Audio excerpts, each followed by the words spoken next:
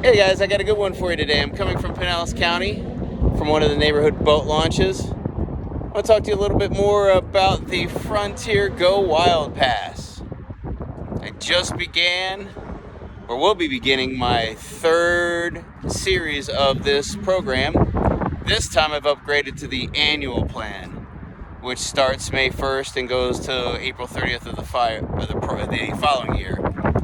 I did receive an extreme discount for purchasing ahead of time, which was awesome. This package right now is going for $5.99. I paid considerably less for my plan. Well worth it.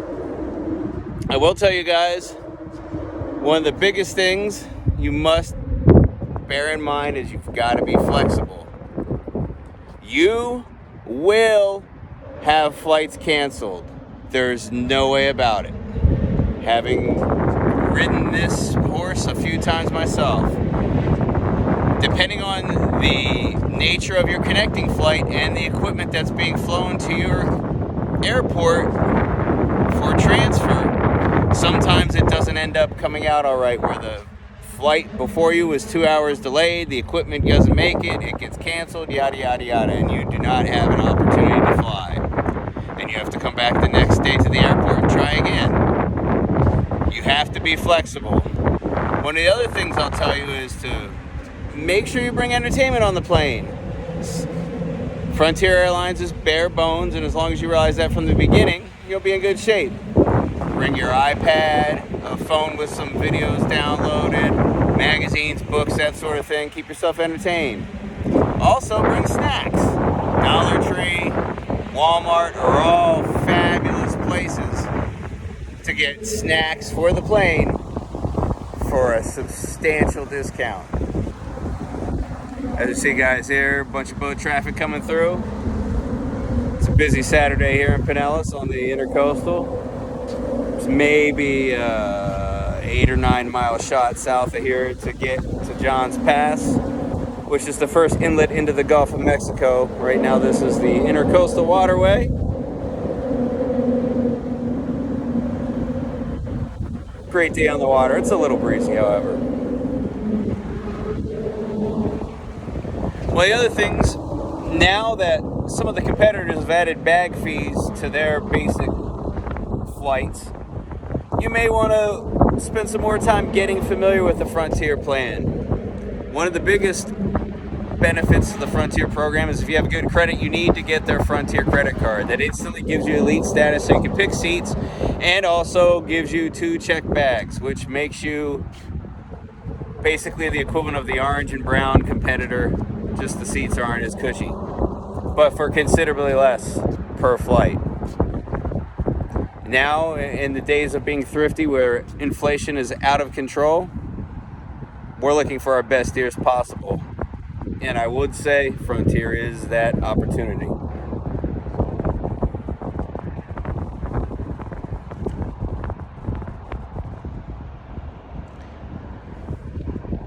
Don't be fussy with your flight itineraries. Many times you're going to have a connection or two with considerable layovers.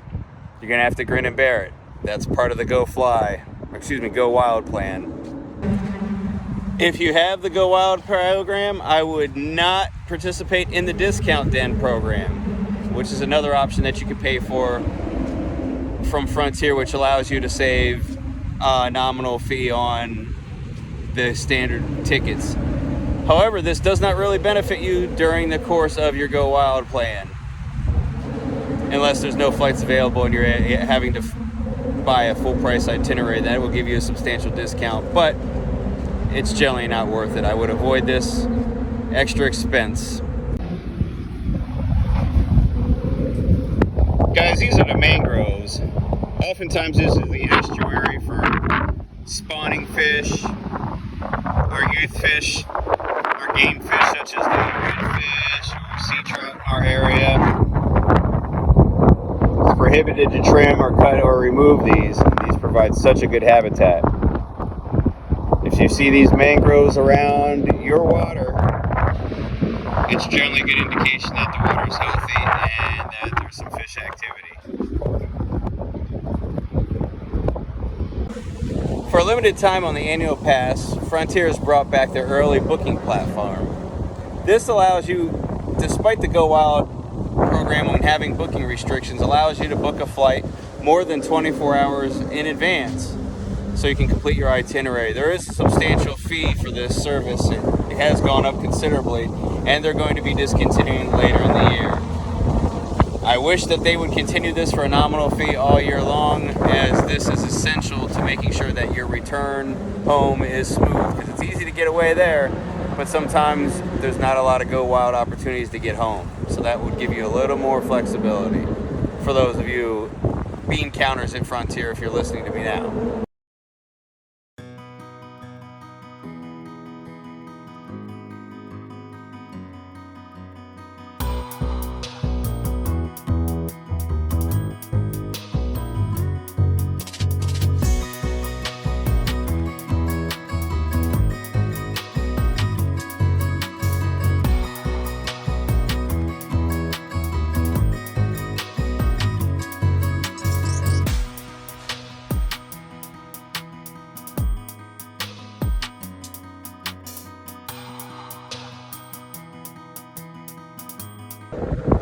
Whenever you use the GoWild Pass, I would strongly discourage any use of a rental car.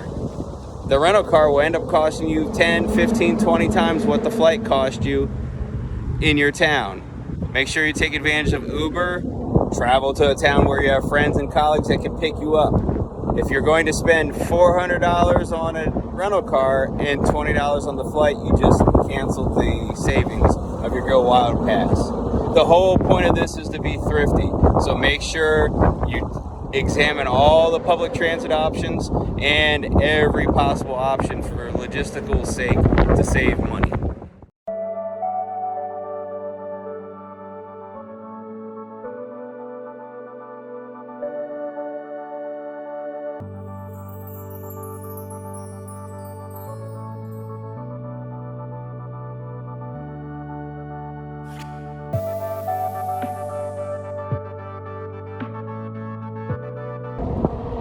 Thanks for checking out this quick follow-up to my initial GoWild video, just giving you some insight on my third pass. I'll film a couple follow-ups along the way, let you know any experiences and extra facets that I can add to this to make your experience a little more pleasant and manageable. I will also let you know, don't be scared of the GoWild Pass. It's amazing, and I give it 2 thumbs up. There's the second thumb. Make sure you like, share, and subscribe. The Monroe Street Players, we are not a travel agency. We're a funk band out of Tampa. I just bring you some life experiences.